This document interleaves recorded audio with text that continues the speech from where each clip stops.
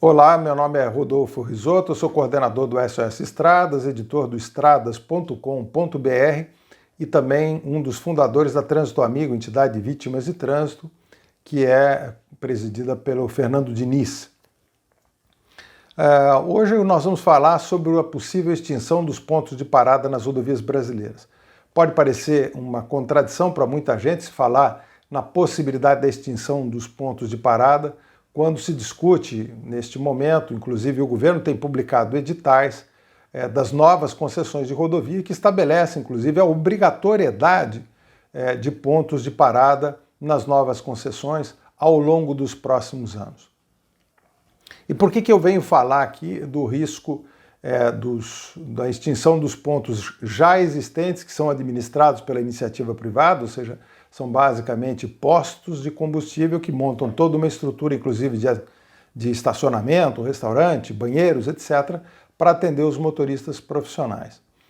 Primeiro vamos entender um pouquinho como é que é essa questão. Em 2003 nós começamos a fazer alguns estudos e detectamos de que cerca de 50% dos acidentes com motoristas de veículos pesados ocorriam sem envolvimento de nenhum outro veículo. Era saída de pista, tombamento, capotamento, na maioria dos casos sem marca de frenagem, simplesmente um comportamento típico de quem tinha apagado o volante.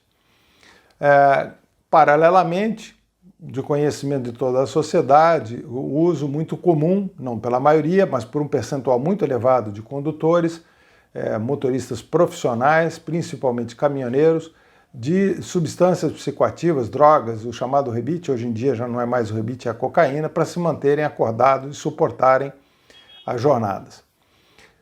Em 2012, surgiu a Lei 12.619, que estabeleceu, foi chamada de Lei do Descanso dos motoristas, dos caminhoneiros, que estabelecia um tempo mínimo de descanso entre jornadas, quer dizer, era para o indivíduo poder chegar num posto, estacionar, tomar o banho, se alimentar, depois descansar no mínimo 8 horas.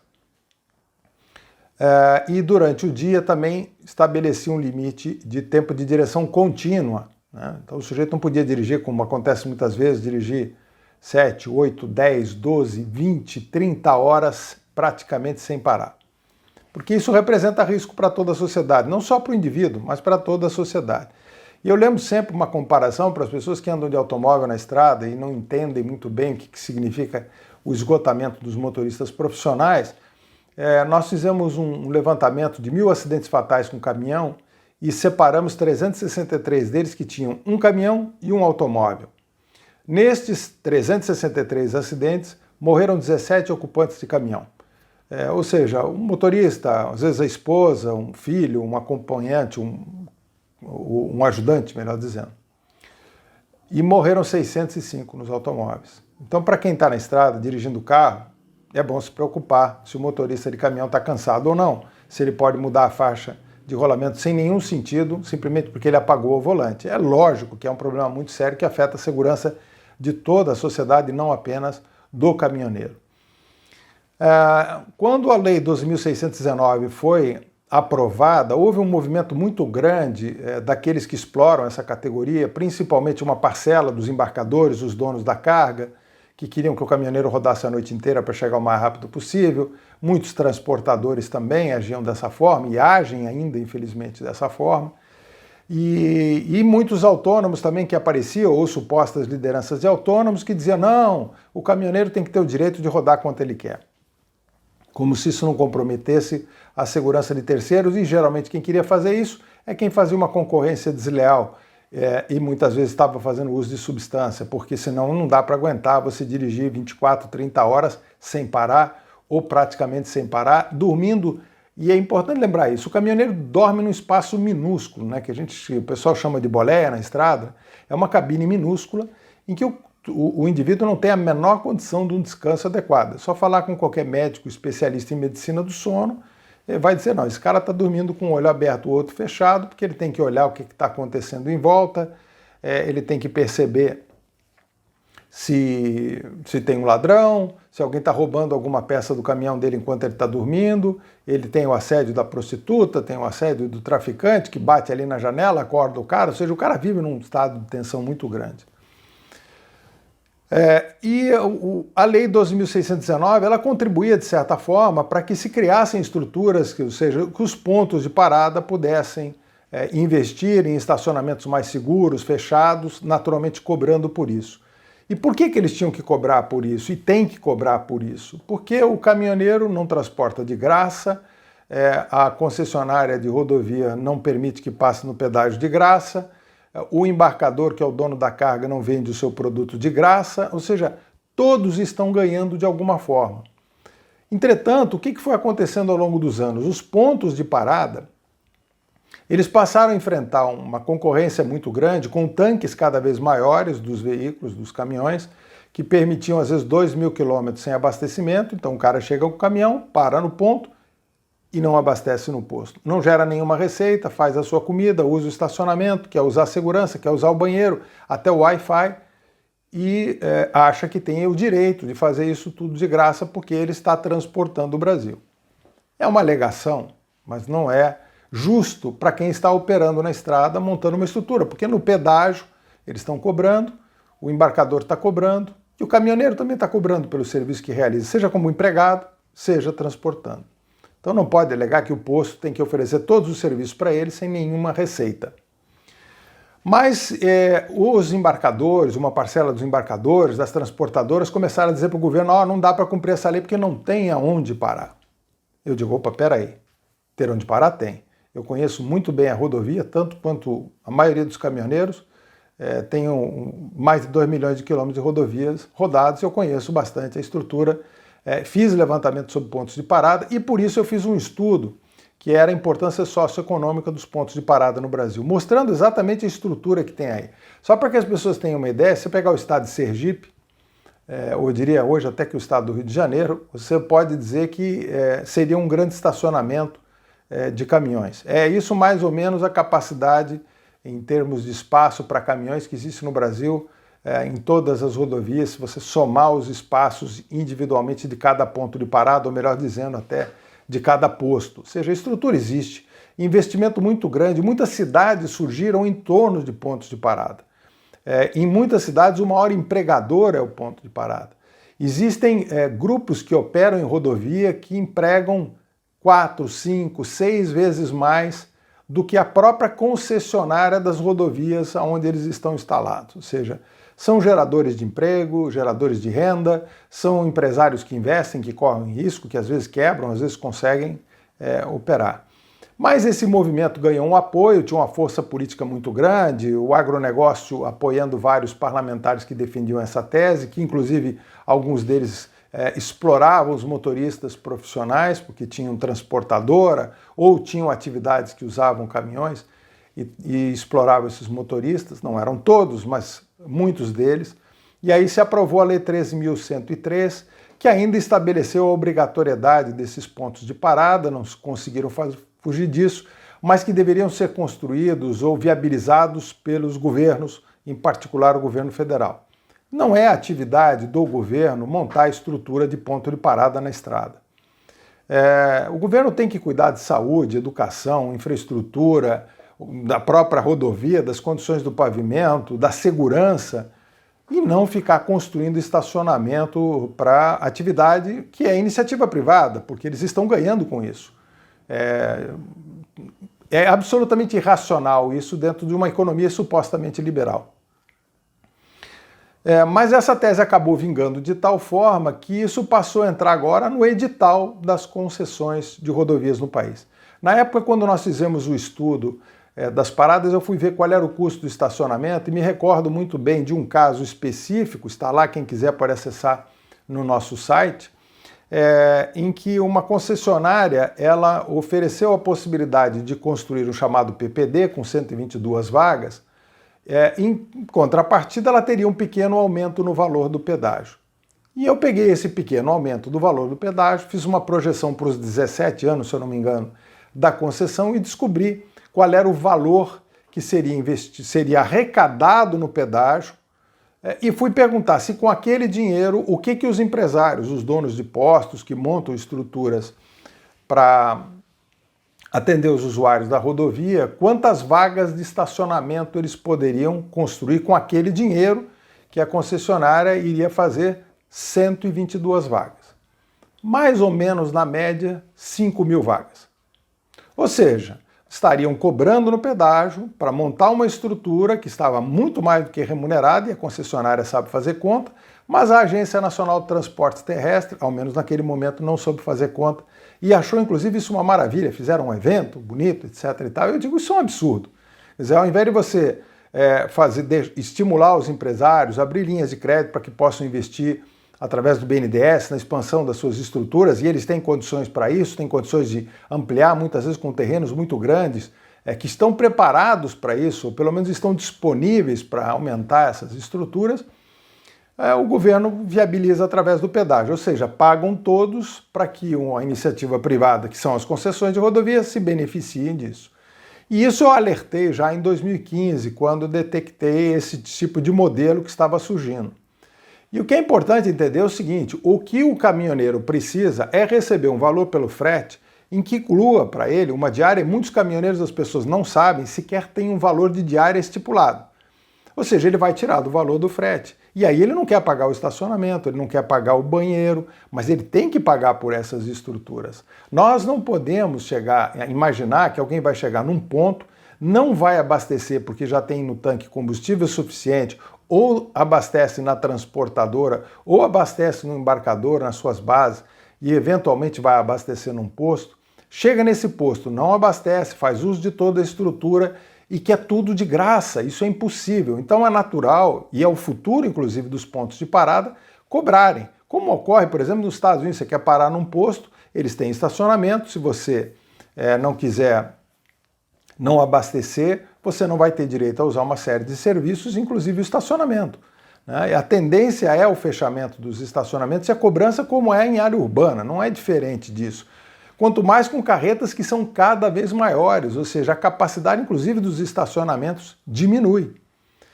E agora, nos editais que saíram há pouco, inclusive o edital de um trecho da rodovia Presidente Dutra, muita gente está pensando que é o edital da Dutra. Na realidade, não é verdade, é um trecho da Dutra, a maior parte, mas vai até Seropédica, tem cerca de 50 quilômetros que vão ser outra concessão, modelo até talvez inteligente, mas inclui a rodovia a Rio Santos. E tem também agora o trecho da BR-262 e 381 entre Minas Gerais e o Espírito Santo, também saiu o edital, com a mesma previsão com relação aos pontos de parada.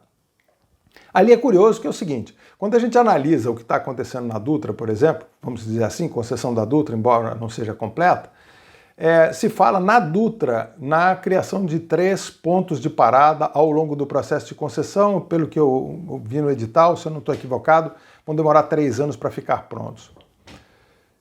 Mas a concessionária vai estar faturando no pedágio. Ou seja, todos nós estaremos pagando no pedágio para que eles construam uma estrutura do chamado PPD. O volume de vagas somados nesses 3 estacionamentos na Dutra corresponde à capacidade de um único ponto de parada da iniciativa privada existente na rodovia.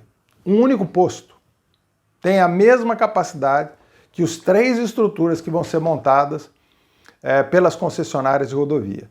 Isso demonstra que não há a menor noção de quem elaborou o edital na NTT e no próprio governo do que é a demanda efetiva de pontos de parada e de estacionamento nas rodovias. Por outro lado, o que vai acontecer? Este edital incluiu uma possibilidade que é assustadora, de que a concessionária poder, no ponto de parada, o que antes seria apenas um estacionamento com uma estrutura mínima para que o caminhoneiro pudesse pernoitar com segurança, inclui a operação dos demais serviços. Pode operar restaurante, posto, lanchonete, loja, fazer o que quiser na beira da rodovia. Então, qual é a lógica disso? Vamos ver lá. A concessionária fatura no pedágio, constrói uma estrutura com dinheiro arrecadado do pedágio. Depois se beneficia, já que ela construiu essa estrutura e vai ganhar ao longo dos anos muito mais do que ela gastou para construir essa estrutura, ela ainda terá condições de explorar atividades comerciais, como ela teve um custo que está sendo pago pela sociedade, que não foi dinheiro dela, ela não tirou do bolso dela. Isso foi acrescentado no valor do pedágio, no cálculo do custo do pedágio. automaticamente ela tem condições de fazer concorrência desleal com todos os pontos de parada que operam nas rodovias, que foram financiados com dinheiro desses empresários, às vezes, pessoas começaram um posto, e em muitas cidades são o maior empregador da cidade, muitas cidades surgiram em torno dos pontos de parada, ou seja, brasileiros que desbravaram as rodovias, que criaram estruturas nas estradas, alguns inclusive que tinham fazendas onde passou uma estrada e a pedido do governo eles montaram em áreas estaduais ou até mesmo federais, montaram estruturas.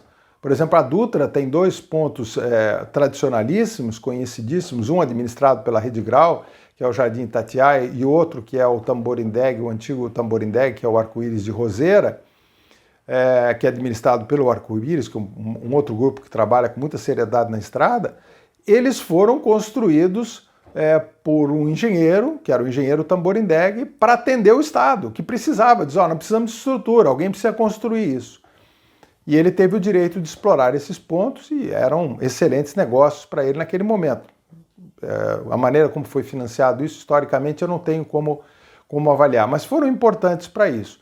Hoje nós temos dezenas de pontos com estruturas muito grandes, com muito investimento dos proprietários, e agora eles correm o risco de ter uma concorrência desleal em todas as rodovias aonde se criem o processo de concessão.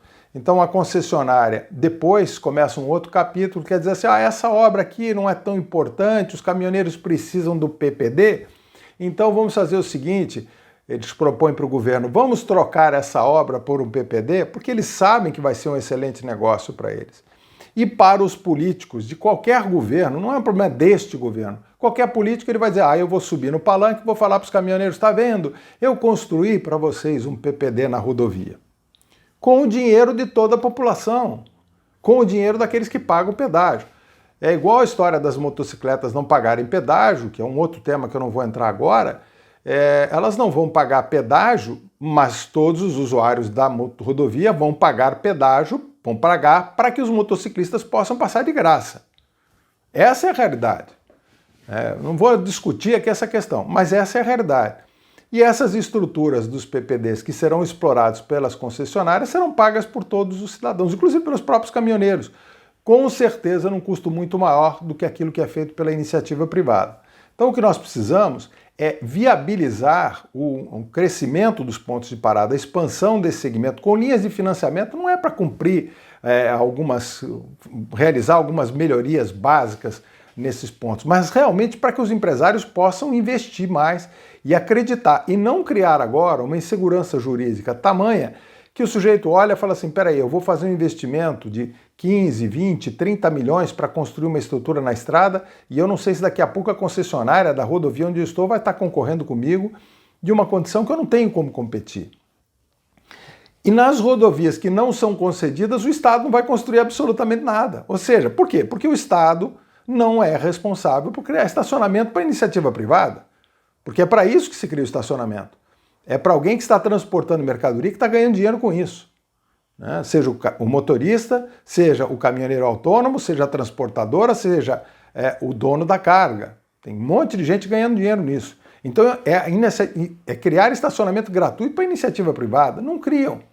E agora estão viabilizando isso e politicamente vem o discurso, olha, nós vamos fazer os PPDs para os motoristas que vão percorrer na Dutra. 3 pontos que têm capacidade equivalente, desculpe aí que mexi na câmera, 3 pontos que têm capacidade equivalente a um único estacionamento de um ponto na mesma rodovia. Não vou nem falar na Basílica de Aparecida que tem um estacionamento para 2.000 caminhões lá. Se precisar parar, tem 2.000 caminhões, mas tem que pagar o estacionamento. Porque a própria Igreja Católica cobra pelo estacionamento. Né? O que é absolutamente justo e natural, tem uma estrutura gigantesca ali. Então, essa é uma estratégia extremamente perigosa, principalmente para um governo que defende a iniciativa privada e olhando a longo prazo do que pode ocorrer com os pontos de parada. E eu diria que até hoje não se entendeu a importância desses pontos de parada, inclusive durante o período da pandemia. Eu ouvi muitas manifestações a favor dos caminhoneiros no período da pandemia, que estavam transportando em condições precárias, eles merecem da nossa parte todo o respeito e consideração. Era um ato de coragem você viajar transportando naquelas condições e era uma necessidade também deles para sobreviver. Entretanto, nos pontos de parada, aonde paravam muitos caminhoneiros todos os dias, tinha os funcionários desses postos que estavam atendendo esses caminhoneiros, seja na área de alimentação, criada alguma condição de atendimento de forma precária que fosse por causa das restrições sanitárias, chegaram até a querer fechar os pontos de parada, e aí os prefeitos descobriram que se fechasse os pontos de parada, os caminhões não chegavam porque o motorista precisava comer e dormir em algum lugar. Ele não pode entrar com uma carreta com 30 metros dentro da cidade para ir no restaurante, ou para usar um banheiro, para tomar banho no chuveiro. Não tem a menor condição. Aí acordaram para isso. Entretanto, estes funcionários que estavam ali atendendo, enquanto o caminhoneiro tinha contato com várias pessoas por dia, esses funcionários tinham contato com centenas de pessoas por dia. Em muitas cidades onde não tinha nenhum caso de Covid-19. E quando eles voltavam para casa, muitos deles contaminaram não só a si próprios, como também aos seus familiares. Eles correram risco, alguns deles morreram. E ninguém falou sobre a importância destes pontos de parada, destes funcionários, destas pessoas que estavam ali atendendo os caminhoneiros. Na verdade, os únicos que várias vezes fizeram menção a isso fomos nós do Estradas, dizendo nós estamos esquecendo dessas pessoas. Não estou falando do proprietário do posto, do proprietário da estrutura, do empresário que investe ali, estou falando do trabalhador. Então, esses trabalhadores poderão sim perder trabalho, perder os seus empregos, esses pontos serem fechados e em muitas cidades é o maior empregador.